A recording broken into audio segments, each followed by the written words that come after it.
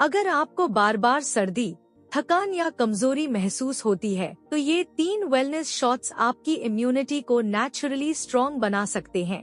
पहला cold flu shot, जिसमें संतरा, नींबू, अदरक, लहसुन और हल्दी होती है। दूसरा व्हीट ग्रास एनर्जी शॉट, जो शरीर को डिटॉक्स करता है और एनर्जी बढ़ाता है। तीसरा बीट ग्रेपफ्रूट शॉट, जो ब्लड सर्कुलेशन सुधारता है और बॉडी को क्लीन करता है।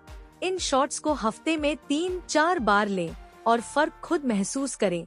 पूरा तरीका जानने के लिए वीडियो पूरा देखें।